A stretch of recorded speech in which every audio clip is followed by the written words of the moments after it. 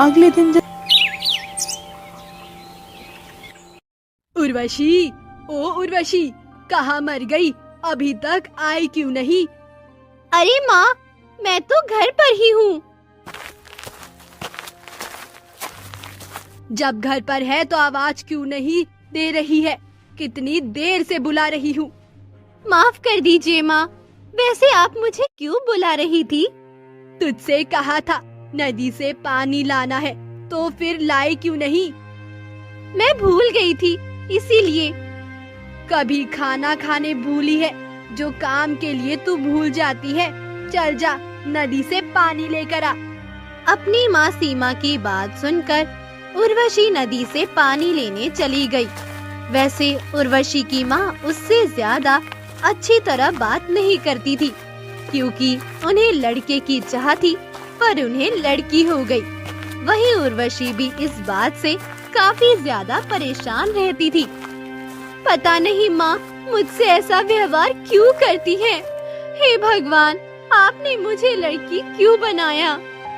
इसके बाद उर्वशी नदी पर आई और पानी भरकर घर आ गई। माँ, मैं पानी ले आई हूँ। अच्छी बात है, रख दे और खाने की तैयारी कर ले। मैं तब तक बाजार से होकर आती हूँ। माँ, मेरे लिए खाने के लिए कुछ बाजार से ले आना। मेरे पास इतने फालतू पैसे नहीं है। वैसे भी तेरे शादी के लिए ही हमें पैसे जोड़ने हैं। ये सुनकर उर्वशी ने कुछ नहीं कहा, क्योंकि उर्वशी बहुत ही गरीब थी। इस वजह से उसे अपना हर बार मन मानना पड़ता है। वहीं दूसरी तरफ महल में राजकुमार राज दरबार में बैठा हुआ था। तभी उसे पिता ने कहा, अरे बेटा, हम सोच रहे हैं कि तुम्हारी शादी कर दी जाए। नहीं नहीं पिताजी, मुझे अभी शादी नहीं करनी है। इतनी जल्दी क्या है शादी करने की? अरे अब तुम्हारी उम्र हो गई है, इसलिए कह रहा हूँ। वैसे भी अब मैं भी बूढ़ा हो गया हूँ, फिर तुम्हें राज्य भी संभालना है। अरे नहीं नहीं, आप ही यह सब संभालिए, मुझसे यह सब नहीं होता है। तभी वहाँ रानी आ गई। रानी ने जब उन दोनों की बात सुनी तो कहा, अरे राजकुमार, अब हमें भी बहू का चेहरा दिखा दीजिए। वैसे भी आप हमेशा शिकार खेलने में ही लगे रहते हैं। माँ, आपको तो पता ही है, मुझे राज दरबार में बिल्कुल भी दिलचस्पी नहीं है। मुझे तो बस खेलकूद अच्छा लगता है। हाँ हाँ, ये तो हमें पता है, पर हम लोगों के बाद तुम्हें ही ये राज्य संभालना है ना। हाँ हाँ, जब मेरी बारी आएगी तब की तब मैं देखूंगा, पर अभी तो नहीं, और ना ही मैं शादी करने वाला। ये कहकर राजकुमार वहाँ से चले गए, जिस पर राजा थोड़े परेशान हुए। राजा को परेशान देखकर रानी ने कहा, आप परेशान क्यों हो रहे हैं? राजकुमार शादी कर लेंगे। मैंने राजकुमार से कई बार शादी के लिए कहा है, पर वह मना कर देते हैं। ऐसा लगता है जैसे उन्हें कोई दिलचस्पी ही नहीं है। हाँ, सही कह रहे हैं। राजघराने के होने के बाद भी इनमें एक भी राजाओं वाले गुण नहीं है। पता नहीं भगवान ने हमें कैसी संतान दी। वहीं दूसरी तरफ राजकुमार ने अपना घोड़ा उठाया और शिकार खेलने के लिए निकल गए। आज तो मजा ही आ गया। वैसे भी मेरा मन नहीं लगता है राज दरबार में। बैठे रहो और हुक्म चलाते रहो। कितना अच्छा मौसम हो रहा है। ये कहकर राजकुमार जंगल की तरफ बढ़ गए। वहीं रानी अपने कक्ष में आराम से बैठी थी। तभी वहाँ पर दाई विमला आई।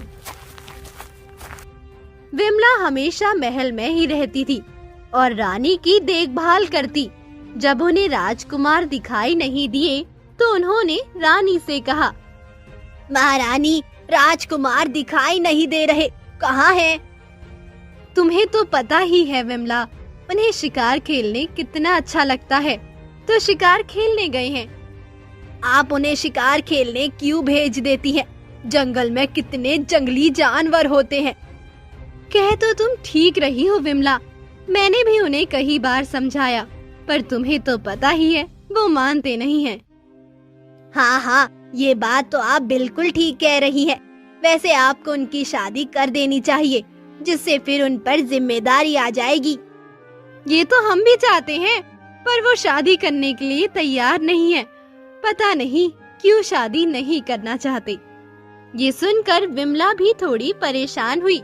इस पर रानी ने कहा, वैसे तुम यहाँ क्यों आई? अरे बस, मैं तो ऐसे ही आई थी। वैसे आप ठीक तो है ना? हाँ हाँ, मैं बिल्कुल ठीक हूँ, मुझे क्या होगा? ये तो बहुत अच्छी बात है। मैं तो यही चाहूंगी आप हमेशा सुखी रहे। ये कहकर विमला वहाँ से चली। वहीं दूसरी तरफ उर्वशी लकड़ियाँ काटने के लिए जंगल में जा रही थी। तभी उसे कुछ आदमी लड़ते हुए दिखाई दिए, जिसे देखकर वो थोड़ा हैरान हो गई। अरे, ये आदमी लड़ाई क्यों कर रहे हैं? मुझे जाकर पूछना चाहिए। ये कहकर वो वहाँ गई और उसने उन लोगों से कहा, आप लोग लड़ाई क्यों कर रहे हैं? अरे इसने मुझसे पैसे लिए थे, अब पैसे देने से मना कर रहा है। मैं पैसे देने से मना नहीं कर रहा हूँ, कह रहा हूँ अभी मेरे पास पैसे है नहीं, पर इसे अभी चाहिए। तो सही कह रहा हूँ, 2 महीने से पैसे नहीं दिए हैं।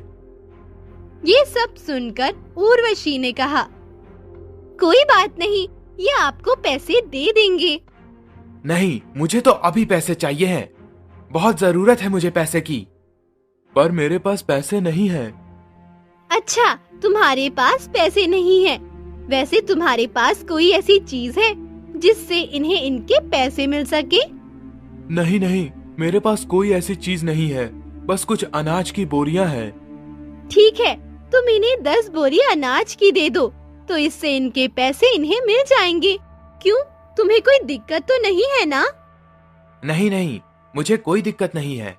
मुझे 10 बोरी अनाज के दे दो, मैं पैसे नहीं लूंगा। ये सुनकर लाखन काफी खुश हुआ और बोला, अरे वाह, आपने तो बहुत जल्दी मामला सुलझा लिया। ऐसा लगता है जैसे आप किसी राजघराने से हो। नहीं नहीं, मैं तो बहुत गरीब हूँ, बस आप लोगों के इस तरह लड़ते हुए देखा तो चली आई। ये कहकर उर्वशी वहाँ से चली गई। जंगल में आकर से किसी की आवाज सुनाई दी, जिसे सुनकर उर्वशी काफी हैरान हुई। अरे, ये आवाज किसकी है? ऐसा लग रहा है जैसे किसी को मदद की जरूरत है। ये कहकर उर्वशी उसी तरफ चली गई। तभी उसे एक राजकुमार दिखाई दिया जो घायल था।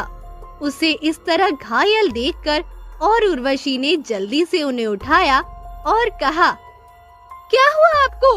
आप इस तरह घायल कैसे हो गए? मुझ पर एक शेर ने वार किया था। शेर को तो मैंने भगा दिया, पर मैं बहुत ज्यादा घायल हो गया। अरे, आप तो काफी ज्यादा घायल है। चलिए, मैं आपको महल ले चलती हूँ।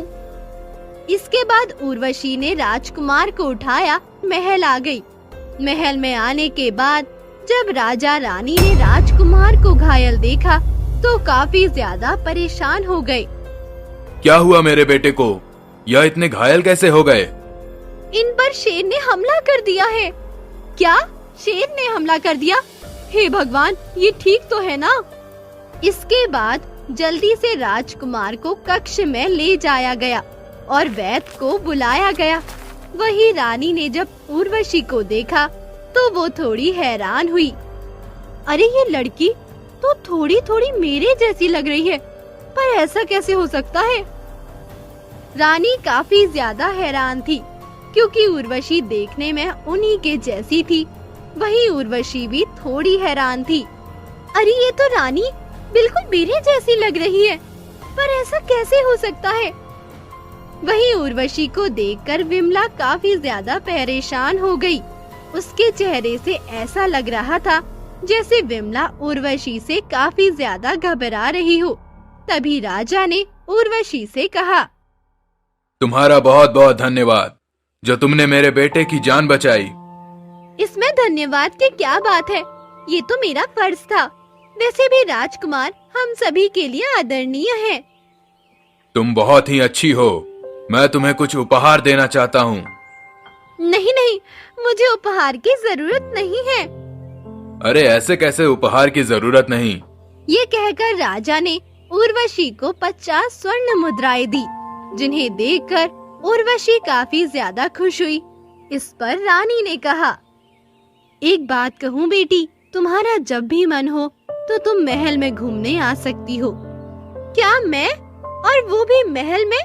नहीं नहीं, मेरी इतनी हैसियत कहाँ है। हाँ हाँ रानी, ये आप क्या कह रही है? ये एक साधारण सी, और आप रानी। तुम शांत रहो विमला, मैंने तुमसे सलाह नहीं ली है। ये सुनकर विमला शांत हो गई। इस पर उर्वशी ने कहा, ठीक है, मैं आ जाया करूंगी। ये कहकर उर्वशी वहाँ से चली गई। उर्वशी के जाने के बाद पता नहीं क्यों रानी को अच्छा नहीं लग रहा था। भले ही उर्वशी कुछ देर के लिए मिली, पर उन्हें अपनी सी लगी। इस बच्ची के जाने के बाद ऐसा लग रहा है जैसे कोई अपना बिछड़ रहा हो, पर ऐसा क्यों? ये सब सुनकर विमला काफी ज्यादा घबरा रही थी। विमला को इतना परेशान देखकर रानी ने कहा, क्या हुआ? तुम इतनी परेशान क्यों लग रही हो? कुछ नहीं, बस ऐसे ही। अच्छा, तो मैं राजकुमार के पास जाती हूँ। ये कहकर विमला वहाँ से चली गई। वहीं दूसरी तरफ उर्वशी देर शाम को घर पहुँची, जिस पर सीमा ने चिल्लाकर कहा, कहाँ थी अब तक? इतनी देर लग गई और लकड़ियाँ काट कर नहीं लाई? नहीं माँ, वो मैं राजकुमार को महल में छोड़ने गई थी। क्या महल में कुछ किया तो नहीं उन लोगों ने? नहीं माँ, मैंने राजकुमार की जान बचाई तो उन्होंने मुझे 50 स्वर्ण मुद्राएं दी। ये सुनकर सीमा काफी ज्यादा खुश हो गई और बोली, अरे वाह मेरी बेटी, आज तो तूने बहुत अच्छा काम किया है। लाला, ये मुझे दे दे। इस पर उर्वशी ने सीमा को मोहरे दे दी, जिन्हें देखकर सीमा काफी ज्यादा खुश हुई। मुझे तो विश्वास ही नहीं हो रहा है कि मेरे पास स्वर्ण मुद्राएं हैं। अब तो हम लोग अमीर हो जाएंगे। वहीं दूसरी तरफ राजकुमार अब काफी ठीक थे। राजा ने राजकुमार से कहा, तुम ठीक तो हो ना बेटा? हाँ हाँ पिताजी, मैं बिल्कुल ठीक हूँ। वह तो भला हो उस लड़की का जिसने मेरी जान बचाई। हाँ, ठीक कह रहे हो, वही तुम्हें महल तक लाई थी। तुम तो बेहोश हो चुके थे। तभी वहाँ पर रानी आ गई। रानी ने राजकुमार को देखा और कहा, तुम ठीक तो हो ना बेटा? हाँ हाँ माँ, मैं बिल्कुल ठीक हूँ, आप चिंता मत कीजिए। इसके बाद रानी अपने कक्ष में आ गई। रानी काफी ज्यादा परेशान थी। उन्हें पुराने दिन याद आने लगे। तभी उन्हें याद आया उनके बच्चे के गर्दन पर एक तिल था। अरे, मैंने तो कभी ध्यान ही नहीं दिया। मैं कल ही पूछूंगी राजकुमार से इस बारे में। वहीं दूसरी तरफ कमला भी काफी ज्यादा परेशान थी। हे भगवान, ये क्या हो गया? ये वापस कैसे आ सकती है? अगर मेरी सच्चाई सबको पता लग गई तो मुझे मृत्यु दंड मिलेगा। मुझे कुछ ना कुछ करना ही पड़ेगा। विमला को कुछ समझ नहीं आ रहा था कि वो क्या करे। वहीं दूसरी तरफ उर्वशी भी इस सोच में डूबी हुई थी कि भला रानी उसके जैसी कैसे लग सकती है। बड़ी अजीब बात है, ऐसा लग रहा था जैसे वो मेरी सगी माँ हो, पर ऐसा कैसे हो सकता है? मैं तो बहुत गरीब हूँ। उर्वशी का मन बार बार रानी से मिलने के लिए कर रहा था। वहीं दूसरी तरफ रानी का भी यही हाल था। और अगली सुबह उर्वशी फिर से महल में आ गई। उर्वशी को देखकर रानी काफी ज्यादा खुश हुई। अरे बेटी, तुम यहाँ पर? हाँ, बस ऐसे ही राजकुमार की तबीयत पूछने आई थी। अब वो कैसे हैं? अब वो अच्छे हैं। क्या मैं उनसे मिल सकती हूँ? हाँ हाँ, क्यों नहीं। ये सुनकर उर्वशी काफी ज्यादा खुश हुई। वहीं जब विमला ने उर्वशी को देखा तो बुरी तरह घबरा गई। अरे, आज फिर आ गई। मुझे रानी से बात करनी ही पड़ेगी। तभी अचानक रानी की नजर उर्वशी की गर्दन पर गई, जहाँ पर उन्हें एक बड़ा सा तिल दिखाई दिया। उस तिल को देख और कहा, ये तुम्हारी गर्दन पर तिल कैसा? पीछे? ये तो मेरा बचपन से है। अच्छा, बचपन से है? ये कहकर उर्वशी राजकुमार के कमरे की तरफ आ गई। अब तो रानी काफी ज्यादा बेचैन हो गई। मैंने आपसे कहा था इन छोटे लोगों को हमारे महल में नहीं घुसने देना चाहिए, पर आपने मेरी बात ही नहीं मानी। तुमसे मैंने कल भी कहा था विमला, मैं कोई भी काम तुमसे पूछकर नहीं करूंगी। ये हमारा आपसी मामला है, तुम हमारे आपसी मामले में मत बोलो। वैसे भी उर्वशी ने मेरे बेटे की जान बचाई है। हाँ, वो बात तो सही है, फिर भी ये लोग छोटे हैं। मैंने कहा ना, जाओ यहाँ से, मुझे इस बारे में कोई बात नहीं करनी। रानी ने विमला की बात को बीच में ही काट दिया, जिस पर विमला चुपचाप वहाँ से चली गई। इसके बाद रानी भी वहाँ से चली गई। वहीं उर्वशी राजकुमार के कमरे में आई और बोली, अब आपकी तबीयत कैसी है राजकुमार? हाँ, मैं बिल्कुल ठीक हूँ। तुम्हारा बहुत बहुत धन्यवाद। इसमें धन्यवाद की क्या बात है?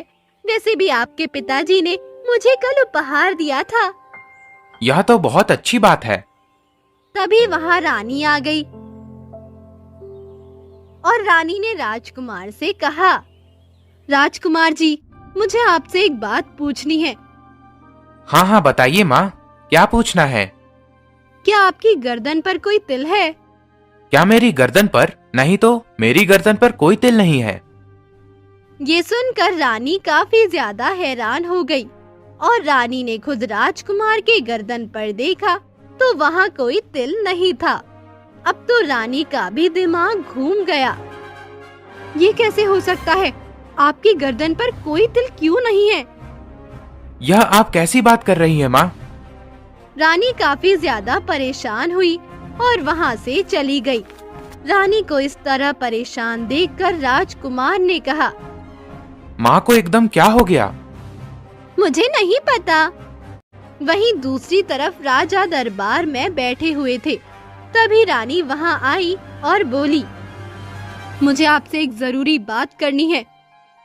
अभी आप जाइए, अभी मैं काम कर रहा हूँ, कुछ देर के बाद बात करूँगा। नहीं, मुझे आपसे अभी जरूरी बात करनी है। ये सुनकर राजा भी काफी हैरान हुए कि आखिर रानी को ऐसी क्या बात करनी है, और राजा ने रानी से कहा, हाँ बताइए, क्या बात है? राजकुमार हमारे असली बेटे नहीं हैं। यह तुम क्या कह रही हो? आखिर इतने सालों बाद यह सवाल? मैं सच कह रही हूँ। मुझे याद है, मेरे बच्चे की गर्दन पर तिल था और वो बहुत ही सुंदर था। राजकुमार हमारे असली बच्चे नहीं हैं। हमारे असली बच्ची वो उर्वशी है। यह तुम क्या कह रही हो? तुम्हें कोई भ्रम हुआ है।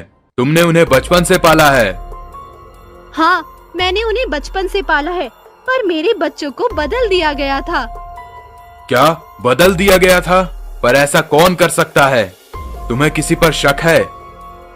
तभी रानी को याद आया, जब उनके बच्चे पैदा हुए थे तो विमला वहीं पर थी। उन्होंने कहा, विमला वहीं थी, हमें विमला से बात करनी चाहिए। वहीं विमला को जब ये बात पता लगी तो वो महल छोड़कर जाने लगी।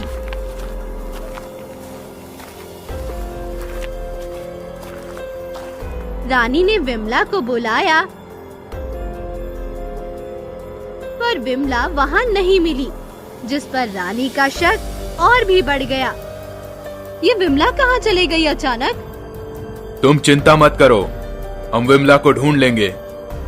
और ये कहकर राजा ने कुछ सैनिकों को भेजा और कुछ ही देर में सैनिक विमला को पकड़कर ले आए। विमला काफी ज्यादा घबरा रही थी। उसे इस तरह घबराता देख रानी ने कहा, क्या हुआ विमला, तुम इस तरह महल छोड़कर क्यों चली गई?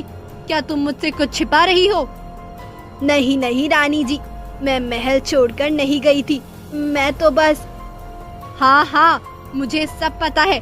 मुझे पहले ही समझ जाना चाहिए था, जब तुम उर्वशी को देखकर इतनी परेशान हो गई थी। मैं भला उर्वशी को देखकर क्यों परेशान होंगी? वो तो एक साधारण सी लड़की है। साधारण सी लड़की है या फिर वो मेरी बेटी है? सब कुछ सच सच बताओ विमला, मुझे सब सच पता लग गया है। मेरे बच्चे के गर्दन पर एक तिल था, जबकि राजकुमार की गर्दन पर तिल नहीं है और उर्वशी की गर्दन पर तिल है और उसकी शक्ल मेरी जैसी भी लगती है। ये सुनकर विमला बुरी तरह घबरा गई। उसे कुछ समझ नहीं आ रहा था कि अब वो क्या करे। तभी रानी ने एकदम तलवार निकाली और विमला की गर्दन पर रख कर कहा, सच सच बताओ विमला, सच सच, वरना मैं तुम्हारी गर्दन अभी धड़ से अलग कर दूंगी। नहीं नहीं महारानी, मुझे माफ कर दीजिए, मुझसे बहुत बड़ी गलती हो गई। कैसी गलती हो गई, सच सच बताओ। हाँ, मैंने भी आपके बच्चों को बदल दिया था। मैं बदले की भावना में चल रही थी, क्योंकि मुझे आपकी सेवा करना बिल्कुल भी पसंद नहीं था। पर राजा ने जब मुझे आपकी सेवा करने के लिए कहा तो मैंने ऐसा किया। ये सुनकर राजा काफी ज्यादा हैरान हो गया और उन्होंने विमला से कहा, जब तुम्हें रानी की सेवा नहीं करनी थी तो तुम मना कर सकती थी। तुम झूठ बोल रही हो, सच सच बताओ, तुमने ऐसा क्यों किया, वरना मैं तुम्हें अभी यही मृत्यु दंड दूंगा। ये सुनकर विमला बुरी तरह घबराई और बोली, महाराज, आपको याद है आपने दूसरे राज्य के राजा को मारा था। मैं उसी की बहन हूँ। इतने बरसों तक यहाँ सिर्फ इसीलिए बनी रही जिससे मैं अपना बदला ले सकूं। ये सुनकर राजा बुरी तरह हैरान हुआ। उसे तो पता ही नहीं था विमला दूसरे राज्य के राजा की बहन थी और वो इतने सालों से षड्यंत्र रच रही थी। ये सुनकर राजा को काफी ज्यादा गुस्सा आया और उन्होंने विमला से कहा, इसका मतलब तुमने सच में हमारे बच्चों को बदल दिया था? इतना बड़ा षड्यंत्र रचा तुमने, मैं तुम्हें मृत्यु दंड दूंगा। तभी वहाँ पर उर्वशी और राजकुमार भी आ गए और उन्होंने सारी बातें सुन ली, जिसे सुनकर राजकुमार काफी ज्यादा दुखी हो गए। इस पर रानी ने कहा, तो आखिर राजकुमार किसके बेटे हैं? सच सच बताओ। राजकुमार उसी औरत के बेटे हैं जिसके घर में अभी राजकुमारी रह रही है। ये सुनकर सभी काफी ज्यादा हैरान हो गए। इसके बाद राजा ने सीमा को वहाँ बुलाया। सीमा महल में आई तो काफी ज्यादा हैरान हुई। उसे लग रहा था उर्वशी ने कुछ कर दिया और उसने हाथ जोड़कर कहा, महाराज, क्या हो गया है? आपने हमें यहाँ क्यों बुलाया? क्या मेरी बेटी से कोई गलती हुई? नहीं नहीं, तुमसे कोई गलती नहीं हुई, गलती तो हमसे हुई। इसके बाद राजा ने सीमा को सारी बात बताई, जिसे सुनकर सीमा भी बुरी तरह हैरान हुई और बोली, ये आप क्या कर रहे हैं राजकुमार? मेरे बेटे, मुझे माफ कर दीजिए। राजकुमारी, जो मैंने आपके साथ इतने सालों तक बुरा बर्ताव किया। कोई बात नहीं माँ, आप मेरी हमेशा माँ ही रहेंगी।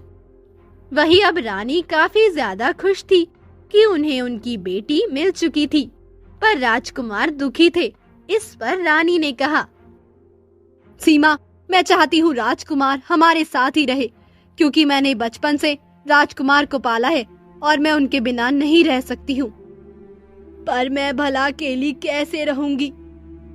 मुझे पता है तुमने उर्वशी को अपनी बेटी की तरह पाला है, इसीलिए आज से तुम भी हमारे साथ इसी महल में रहोगी। ये सुनकर सीमा काफी ज्यादा खुश हुई।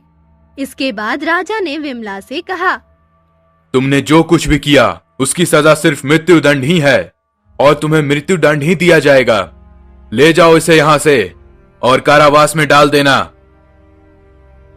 ये कहकर राजा ने विमला को कारावास में डाल दिया और अब सभी काफी ज्यादा खुश थे। इसके बाद रानी ने उर्वशी को राजकुमारी की पोशाक पहनाई और फिर राजकुमारी का राज्याभिषेक किया गया और अब सभी काफी ज्यादा खुश थे और आराम से महल में रह रहे थे।